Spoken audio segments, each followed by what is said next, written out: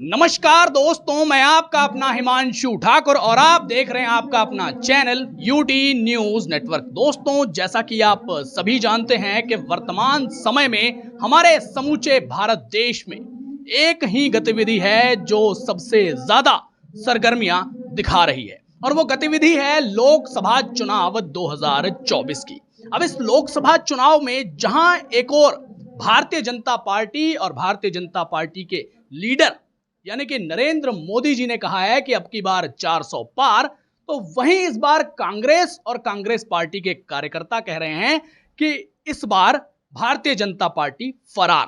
ऐसे में इस वक्त मेरी मौजूदगी है काशीपुर कांग्रेस पार्टी के चुनाव कार्यालय पर।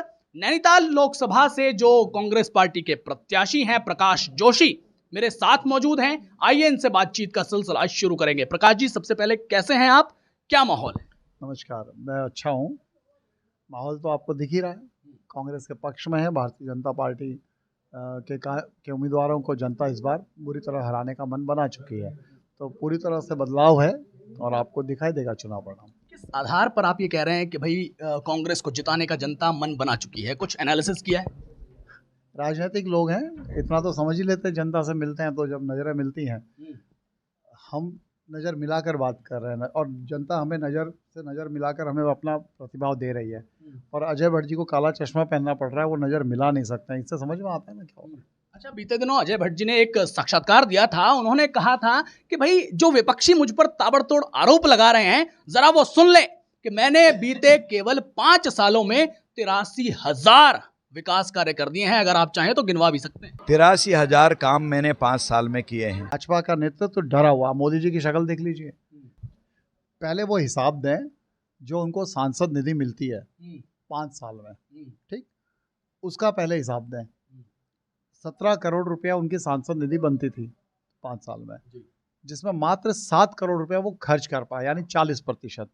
ये तो वही बात होगी कि जेब में पैसे हैं वो खर्च नहीं करूंगा, रिजर्व बैंक से लाके काम करा दूंगा। कैसे हो सकता है?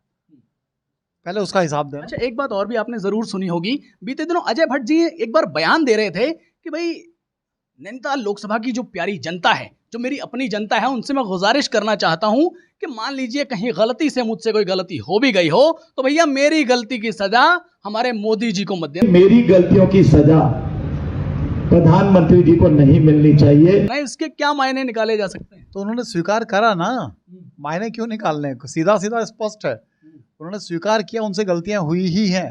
पर अब मैं कहूंगा कि अब पछताए क्या होते जब चिड़िया चुग गई खेत। अब कुछ नहीं होने वाला। अब जनता मन बना चुकी है। आपके जो नकारापन है, आपका निठल्लापन था, आपकी निष्क्रियता थी इस लोकसभा को लेके, जनता बदलाव का मन बना चुकी है।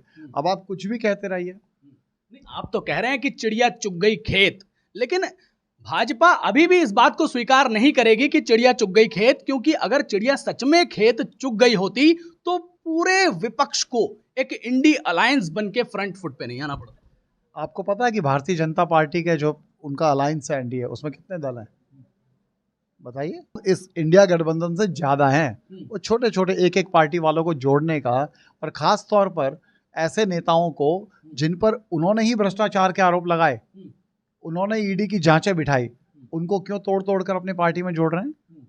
उन्हें क्या ज़रूरत है? अगर वो सचमुच इतने स्पष्ट सरकार बना रहे होते, 400 पार, ये जो भी वो नारा उनका सही होता, उन्हें क्या ज़रूरत थी कि कांग्रेस के लोगों को या दूसरे दल के लोगों को पहले पैसे दे के खरीदने की कोशिश करो, नहीं हो तो उनकी कोई कमजोरी ढूंढो, नहीं भी कमजोरी हो तो ऐसे ही ईडी, सीबीआई, इनकम टैक्स से छापे पड़वा दो, डरा दो उनको और फिर तोड़ के अपनी पार्टी में ले आओ। ये क्या ज़रूरत थी उन्हें करने की?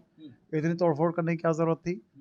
डरा हुआ एक तानाशाह जो होता है ना, डरा हुआ व्यक्ति होता है, और डरा हुआ व्यक्ति हमेशा ऐसे ही काम करता है। तो भाजपा का नेतृत्व तो डरा हुआ। मोदी जी की शक्ल देख लीजिए, बॉडी लैंग्वेज देख लीजिए। अभी आए थे रुद्रपुर, आप भी गए होंगे ना, कितनी भीड़ थी। फ्लॉप रैली रही है। 1 लाख बोल रहे थे, 15,000 भी नहीं हो पाया उनसे। तो वो दिखाता है अपने आप। लेकिन मोदी जी तो भाषण दे रहे थे कि भाई मैं पीछे जितने भी तमाम मेरे भाई बंधु बैठे हैं जो धूप में परेशान हो रहे हैं उनसे माफी मांगना चाहता हूं। वो ये जताना चाह रहे थे कि भाई जितना बड़ा पंडाल है उससे दुगनी भीड़ है। वो माफी उन लोगों से मांग रहे थे जो शायद भ्रम में कभी इकट्ठे करके लाए भी गए होंगे, उनके भाषण शुरू होने से पहले चले गए थे। हमने देखा है भारतीय जनता पार्टी के कार्यकर्ताओं को खाली कुर्सियों को उठाते हुए। आपने कैमरा शायद उधर नहीं घुमाया होगा तो बाकी पब्लिक भी देख लेती, पर हमने तो देखा है। कुर्सियां खाली रह गई थी, उठाना पड़ा उनको। चलिए, दो मेरे सवाल हैं।